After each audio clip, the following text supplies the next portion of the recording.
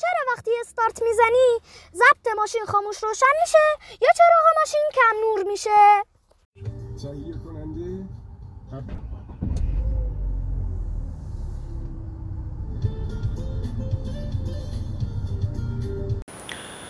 با سلام و درود خدمت دوستان و عزیزان همراه خودم. امروز قراره در مورد سوال علیرضا کوچولوی خودم مبنی بر این که چرا وقتی که چراغ‌های ماشین روشنه یا رادیو ضبطمون روشنه و من استارت میزنم چراغ‌ها کم فروغ میشن یا رادیو ضبط روشن خاموش میشه. امروز با این موضوع در خدمت شما خواهم بود.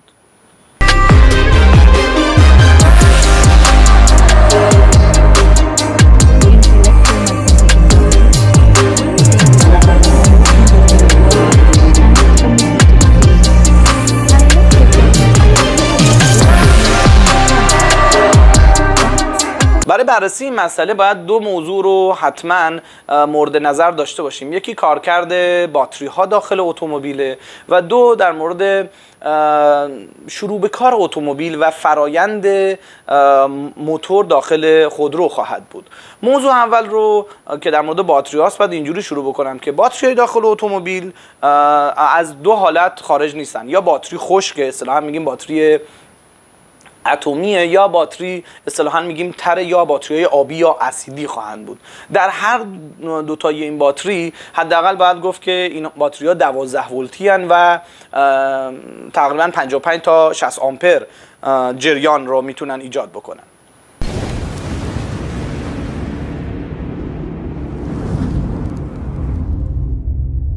دقت بکنید که این باتری های 9 ولتی که اصطلاحاً بهش میگیم باتری های کتابی که داخل اسباب بازی‌ها یا مدارهای خیلی ساده ازش استفاده میشه، وقتی که به دو سر لامپ وصل میکنی اینا یه چند ساعت که روشن باشن نور لامپ کم میشه و اصطلاحاً میگیم باتری خالی میشه.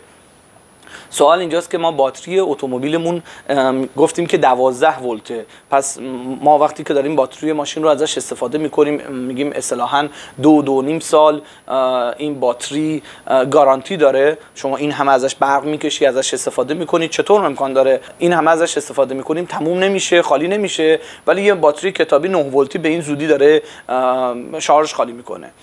اینجوری باید بگیم که باتری اتومبیل فقط و فقط برای استارت اولیه ماشین به کار میره. یعنی اینکه شما وقتی استارت میزنی اون باتری ولتاژ رو میرسونه به سر مثلا استارت و دیگه تمام، یعنی دیگه نیازی به اون باتری نداری. دقت کردید وقتی که باتری ماشین شما مثلا خالی کرده باشه و شما قرار باتری به باتری بکنید، دو تا ماشین وقتی جلوی همدیگه قرار میگیرن سیم مثبت به مثبت منفی به منفی وصل میکنید، وقتی شما استارت میزنید در واقع دارید از ولتاژ باتری ماشین دیگه دارید برق میکشید و موتور اتومبیل خودتون رو روشن میکنید و دیگه نیازی به اون باتری ندارید. گفته میشه اصطلاحاً که خود ماشین رو خاموش نکنید و خودتون رو برسونید به یه باتری سازی که حالا باتریتون شارژ بشه یا باتری رو تعویض بکنید.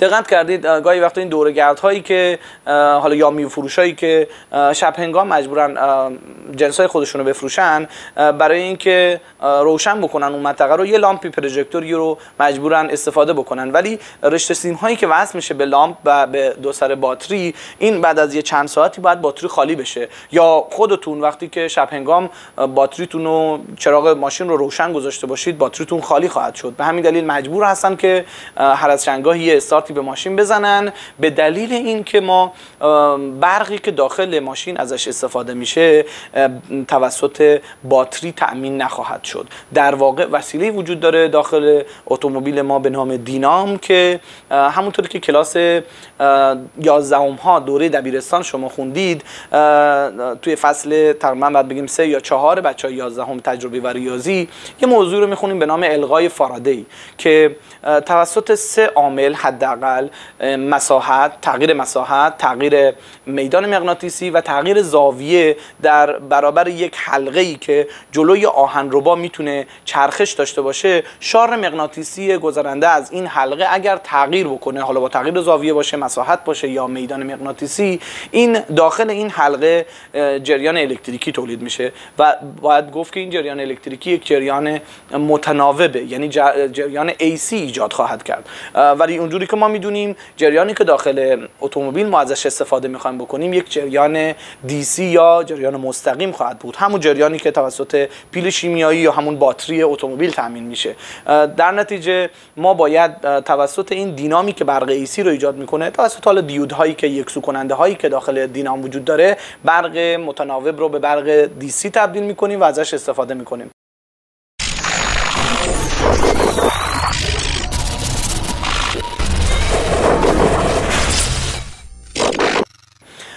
بدک نیست برای اینکه آشنا بشید با برق DC و AC و یک حالت دراماتیکی رو بهتون القا بکنه.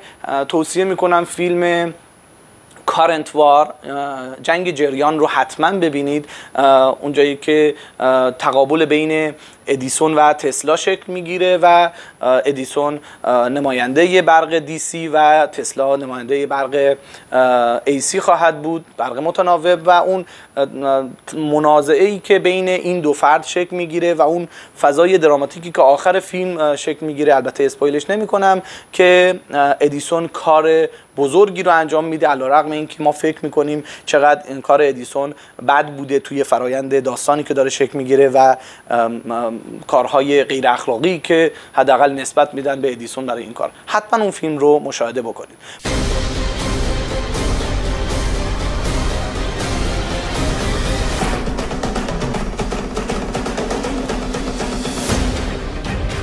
Vultures in every venture.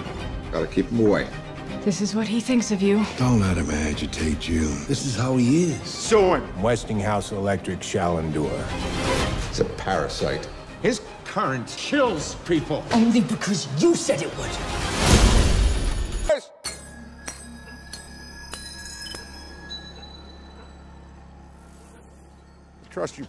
پس دینام داره چیکار میکنه؟ دینام داخل ماشین داره برق رو تولید میکنه توسط تسمه‌ای که بینش وجود داره، اصطلاحاً بهش میگیم تسمه دینام، و چرخش این آهنربایی که داخل سیمپیچ هایی که داخل اونجا وجود داره برق AC رو تولید میکنه و میرسونه به ماشین. یعنی شما وقتی استارت زدید و از باتری برق کشیدید دیگه نیازی به این برق DC ندارید. در واقع دینام داره برق براتون تولید میکنه و تبدیلش میکنیم به برق DC و داریم ازش استفاده میکنیم.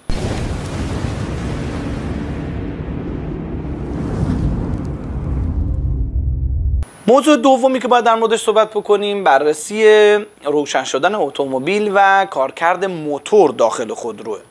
همونطور که میدونیم داخل موتور اون سیلندرهایی که وجود داره، حداقل 4 تا سیلندری که برای اتومبیل های معمولی ما تعبیه شده، پیستون 4 تا مرحله رو باید شکل بده. 4 استروک داریم برای فرایند حرکت پیستون داخل سیلندر که اگه بخوایم اونا رو به صورت شماتیک بررسی بکنیم و توی انیمیشن دارید الان شما اون رو مشاهده میکنید، اینه که پیستون در لحظه اولیه توی مرحله 1 به سمت پایین کشیده میشه و باید دقت بکنیم اساس سوال علیرضا و جوابی که من به اون خواهم داد در مورد همین پایین اومدن این پیستون خواهد بود. دقت کنید پیستون به سمت پایین کشیده میشه و این یک خلایی رو ایجاد میکنه داخل سیلندر و این افزایش حجم رو باید با یه چیزی پر کرد. به همین دلیل از دریچه بالای سیلندر داره مخلوط هوا وارد سیلندر میشه و این سیلندر دوباره به دلیل اینرسی که پیستون داره به سمت بالا حرکت خواهد کرد و این تراکم ایجاد میکنه. این تراکمی که ایجاد میشه حالا اونجاست که ما در مورد فرایند آدیوباتیکی که توی ویدیو قبلی در موردش صحبت کرده بودیم اینجا داره شکل میگیره.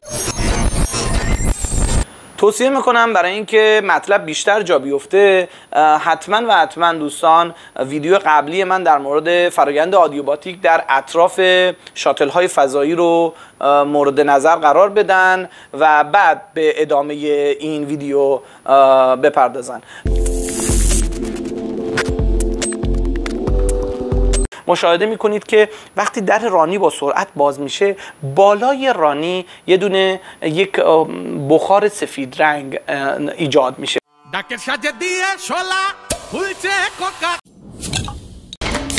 توی فرایند آدیوباتیک اعلام کرده بودیم که اگر فرایند با سرعت اتفاق بیفته، گرما انتقال پیدا نمیکنه، یا اصطلاحاً بگیم گرما فرصت انتقال پیدا نمیکنه، در نتیجه فرایندمون یک فرایند آدیوپاتیک خواهد بود. دقت کنید توی ویدیو قبلی که در مورد صحبت کردیم ما فرایند آدیوپاتیک انبساطی رو صحبت کردیم، اینکه حجم گاز یا شعاع با سرعت داره زیاد میشه، در نتیجه دما میاد پایین و اون بلورهای یخ شکل میگرفت. حالا توی اینجا داره بالعکس داره رخ میده، یعنی یک فرایند آدیوباتیک تراکمی داره رخ میده و حجم با سرعت داره کم میشه، در نتیجه داره چه اتفاقی میفته؟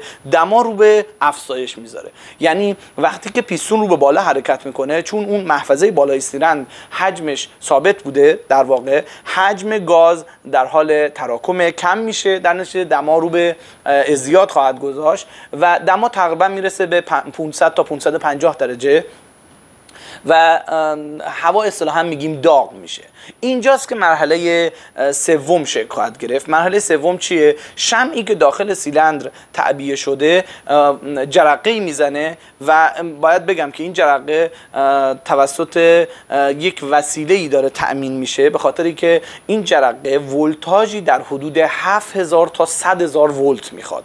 دقت کنید باتری ما 12 ولت بیشتر نداشت، ولی ما الان برای این جرقه بین 7000 تا 100000 ولتاژ میخوایم. خب این از کجا تامین میشه؟ از وسیله‌ای به نام کوئل. در واقع کوئل یک وسیله‌ایه که داره افزایش ولتاژ ایجاد میکنه. همونطوری که بازم میگم توی مبدل ها توی سال 11 هم بچه‌ها میخونن، ما دو نوع مبدل داریم، مبدل یا ترانسفورماتور، به معنای این که ما داریم برق ولتاژ رو با یه ولتاژ ثابت رو میگیریم و تبدیلش میکنیم به یه ولتاژ ثانویه‌ای. حالا میتونه این ولتاژ ثانویه کمتر از ولتاژ اولیه باشه یا بیشتر باشه. اگه ولتاژ کمتر باشه با اون مبدل یا ترانسفورماتور میگیم مبدل کاهنده، و اگه بیشتر باشه بهش میگیم مبدل افزاینده. مثلا میگم مبدل کاهنده میشه، حداقل یه مثال ساده شو گفت، همون شارژر موبایلتونه که موبایل های ما تقریبا بین 4 تا 6 ولت رو نیاز دارن برای کارکرد خودشون. شما وقتی که سیم شارژر رو وصل میکنید به برق داخل منزلتون، برق داخل خونه های ما 220 ولته. حالا بماند این کالا ایالت های دیگه مثل توی آمریکا یا توی ژاپن میتونه بین 110 تا 220 ولت هم باشه. در کل ما 220 ولت رو به این شارژر میدیم، این شارژر اونو تبدیلش میکنه، مبدلیه که کاهنده است، به 6 ولت تا 4 ولت تبدیل میکنه و ما توی موبایلمون داریم ازش استفاده میکنیم. میتونه مبدل ما افزاینده هم باشه، یعنی مثل همین مبدل کوئلی که ما داریم، مبدل میاد برق 12 ولت باتری رو میگیره توسط سیمپیچ هایی که وجود داره داخل کوئل و بین یک هسته آهنی قرار گرفته که دو تا سیمپیچ اولیه و ثانویه داریم. اگه تعداد سیمپیچ های اولیه بیشتر از سیمپیچ ثانویه باشه به این میگن مبدل کاهنده و بالعکسش. توی کوئل فکر کنم سیمپیچ ثانویه تا 30000 دوره و سیمپیچ اولیه بین 250 تا 350 دور باید باشه، یعنی یه مبدل افزاینده که ولتاژ رو تا 100000 ولت میتونه ببره بالا. شاید بذارید یه مثال خوب میتونیم بگیم برای مبدل افزاینده. این وسایلی هست که حشره‌کش‌های برقی که داخل مغازه‌ها، داخل مثلا فروشگاه شما میبینید که پشه یا مگس روش میشینه و از بین میره، اینا یه مبدل افزاینده است. یعنی شما ولتاژ 220 رو بهش میدی و یه ولتاژ خیلی خیلی بالا بهت میده، در حد مثلا شاید 400 500 ولت، که میتونه اینها رو از بین ببره. البته یه نکته‌ای که یکی دانش آموزا از من پرسید و باید بهش دقت بکنیم، اون چیزی که باعث مرگ ما میشه جریان بالاست، نه ولتاژ بالا.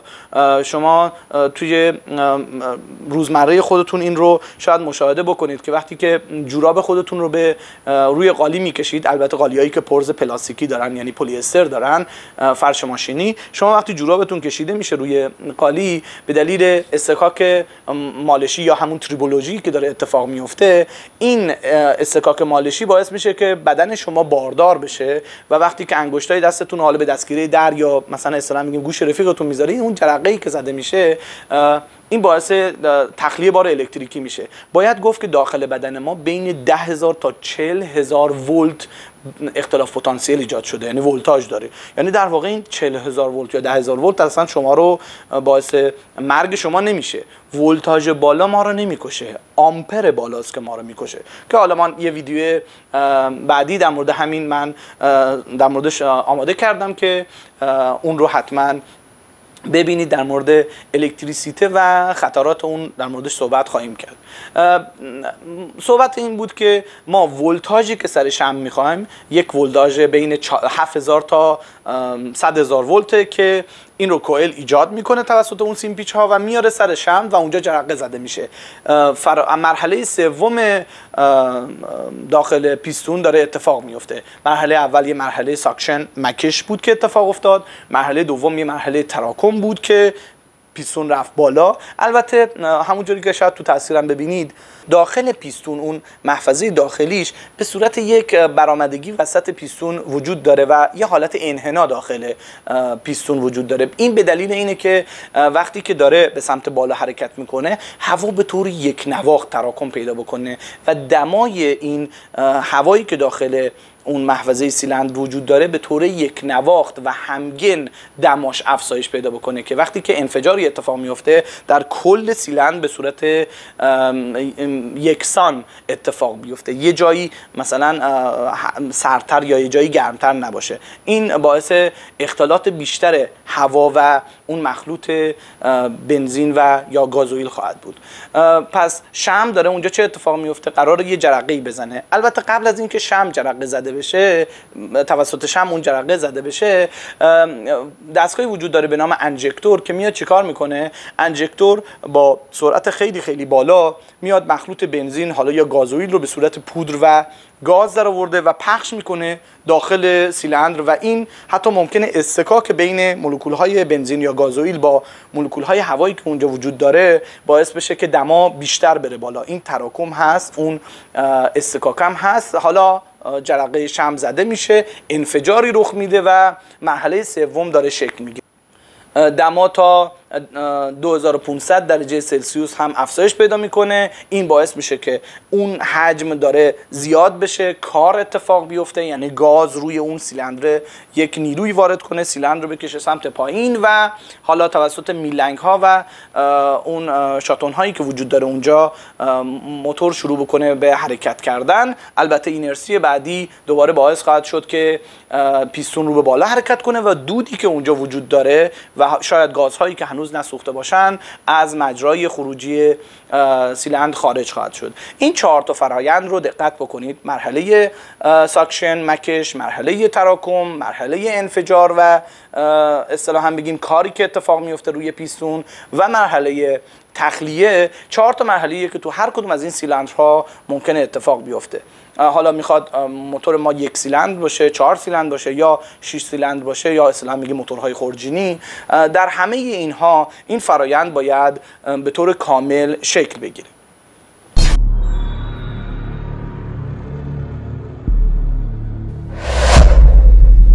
حالا سوالی که پیش میاد اینه که اون مرحله اولی که ما پیستون به سمت پایین حرکت کرد و اصطلاحاً بگیم مرحله ساکشن یا مکش رو ایجاد میکنه، اون نیروی اولیه از کجا میاد؟ اینجا جاییه که وظیفه باتری دوباره پررنگ میشه. باتری برقی که داره ایجاد میکنه میده سر استارت. استارت از چند تا آرمیچر و سیمپیچ های تشکیل شده که 2 تا وظیفه داره: حرکت دورانی که داره ایجاد میکنه و حرکت افقی رفت و برگشتی که میله داخل استارت وجود داره. این باعث میشه که وقتی شما استارت رو دارید روشن میکنید در واقع میله استارت به سمت جلو حرکت میکنه. این دندانهایی که حالا بین 8 یا 9 تا دندونه‌ای که روی این میله استارتر وجود داره درگیر میشه با یک چرخ بزرگ، چرخی که اصطلاحاً بهش میگیم چرخ تیار یا فلای ویل که اساس کار اتومبیل ها همینه. در واقع وقتی این درگیر میشه با فلایویل و حرکت چرخشی خودش رو به دلیل حرکت چرخشی آرمیچرها شروع میکنه. در واقع فلایویل شروع میکنه حرکت کردن، این چرخ سنگینی که وجود داره و اصطلاحاً حالا میشه دو تا کارکرد براش ایجاد کرد. کارکرد اولش همین چرخش و اینکه گفتم اینرسی وجود داره، حرکت سنگین این چرخ باعث میشه که حرکت دورانیش به حرکت میلنگ تبدیل بشه و یه حرکت رفت و برگشتی ایجاد بکنه و اون پیستون رو به سمت پایین بکشه، یعنی مرحله اول، یعنی مرحله ساکشن رو ایجاد بکنه. این کارکرد اولیه فلایویل. البته وزن سنگین فلایویل میتونه از تکانه هایی که سیلندرها ایجاد میکنن به دلیل حرکت پیستون ها داخلش هم جلوگیری بکنه. یعنی میتونه فلایویل به عنوان یک متعادل کننده در حرکت سیلندرها باشه. البته هرچی تعداد سیلندرها بیشتر باشه این تداخلشون میتونه خودش متعادل کننده باشه و وزن فلایویل کمتر باید باشه، یعنی رابطه عکس با تعداد سیلندرها خواهد داشت.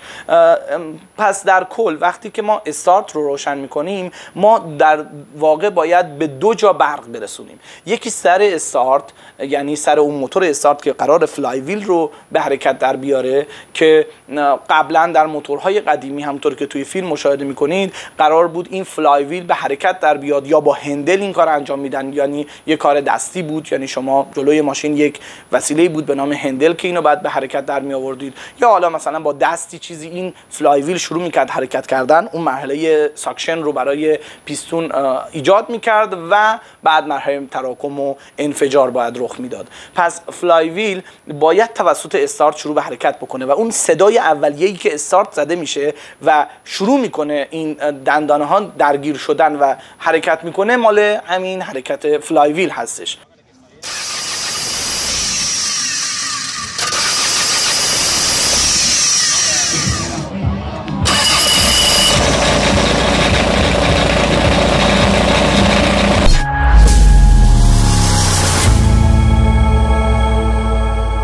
ممکنه خطرناک هم باشه به این دلیل که اگر تاب داشته باشه یا اصطلاحاً شکستگی توش داشته باشه امکان داره که اصلا از جای خودش حرکت بکنه و مشاهده شده که وارد اصلا کابین اتومبیل بشه و ضربه وارد کنه به سرنشینای داخل کابین. به همین دلیل یک وسیله خیلی خیلی مهمه. پس دقت کنید در ماشین‌های بنزینی ما از باتری برای دو جا داریم استفاده می‌کنیم، یک سر استارت و درگیر شدن فلایویل و دو برای کوئلی که قراره ولتاژ رو ببره بالا برای سر شمع.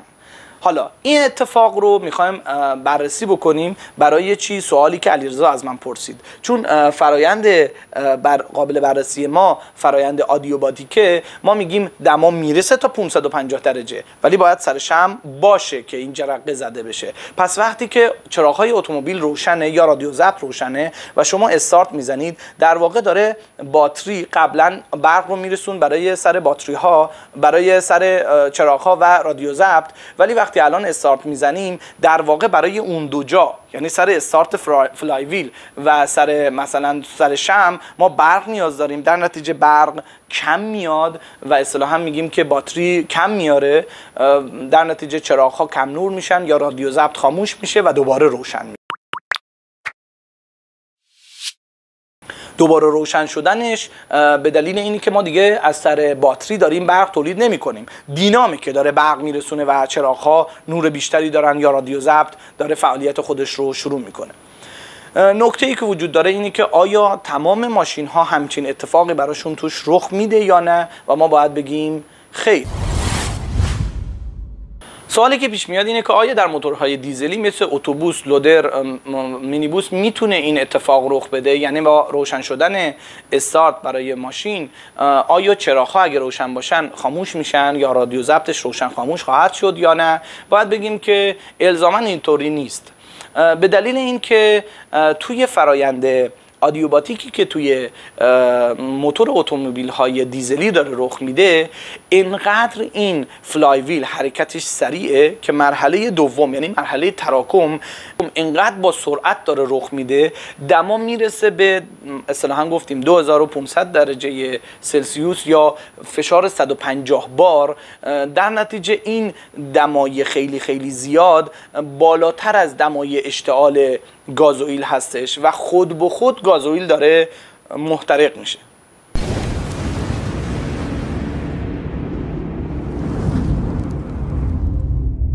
طبق آزمایش ساده‌ای که توی خونه هم خودتون میتونید انجام بدید، با یک سرنگ معمولی وقتی سرنگ رو از آب پر بکنید، وقتی خالیش میکنید دقت میکنید که چند تا قطره آب هنوز داخل سیلندر اون سرنگ وجود داره.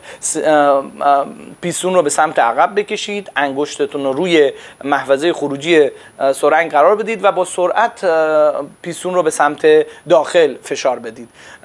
وقتی که این کار رو انجام بدید، اگر انگشتتون رو با سرعت از روی سر سیلندر اون سرنگ بردارید، مشاهده میکنید به جای اینکه آب، چند تا قطره آبی که داخل سیلندر وجود داشته به سمت بیرون بپاشه، داره از سر سیلندر بخار خارج میشه. یعنی شما با یک کار خیلی خیلی ساده، با یک تراکمی که شما ایجاد کردید، میتونید چیکار بکنید؟ اون چند تا قطره آب رو تبدیل به بخار بکنید، یعنی اصطلاحاً به حالت فرایند تبخیر سطحیش برسونید و به اصطلاحاً البته بتونیم بگیم به حالت جوش رسوندید که بخار بشه. همین اتفاق رو توی فیلمی که مشاهده میکنید با یک پنبه الکلی هم میشه نمایشش داد. یعنی داخل این سیلندر شما یک پنبه الکلی یا بنزینی رو قرار بدید و با کم کردن حجم این سیلندر شما میبینید که پنبه مشتعل خواهد شد. همین اتفاق در مورد گازوئیلی که توسط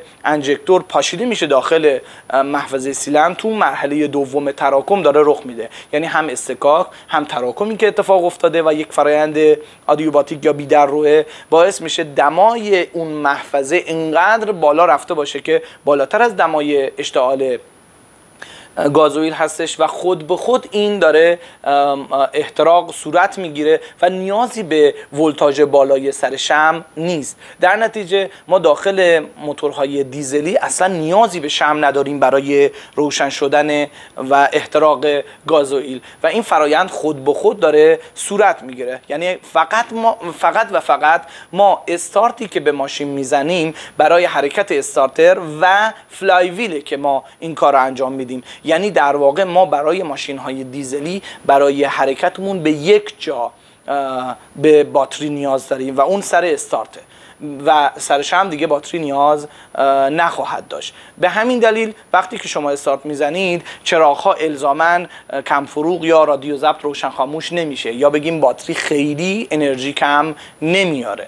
ولی اینکه گفتم که این الزاماً شاید درست نباشه اینه که گاهی وقتا ماشین‌های دیزلی چون حجم بزرگی داره موتورهاشون، توی زمستون‌ها ممکنه این هوای سرد کارکردی داشته باشه که هوای داخل سیلندر اینقدر دماش نتونه بالا بره که فرایند احتراق به خوبی صورت بگیره. در نتیجه میان چیکار میکنن؟ یک شمعی رو داخل سیلندر قرار میدن و این شمع کارکرد شاید جرقه زدن نداشته باشه و به صورت یک وسیله گرمایشی عمل میکنه. یعنی داغ میشه که هوای محفظه سیلندر رو داغ بکنه، مثل بخاری یا مثل رادیاتورهای پکیج ها داره عمل میکنه. یعنی فقط داره هوای اونجا رو دما رو میبره بالا که این فرایند داغ شدن هوا شکل بگیره و وقتی که تراکم آدیوباتیک داره رخ میده خود به خود اون احتراق صورت بگیره. یعنی ما برای داخل موتورهای دیزلی اگر هم شمعی به کار رفته، شمعی برای گرمایش هستش نه برای جرقه زدن. امیدوارم مطلب امروز مورد پسند شما قرار گرفته باشه و جواب مناسبی رو برای علیرضا کوچولوی خودم تونسته باشم ارائه کرده باشم و کسانی که شاید با این موضوع حداقل برخوردی داشته باشن رو تونسته باشه قانع کرده باشه. لطفاً کانال ما رو سابسکرایب کنید و اون رو با دوستان خودتون به اشتراک بگذارید. روز و روزگار خوش.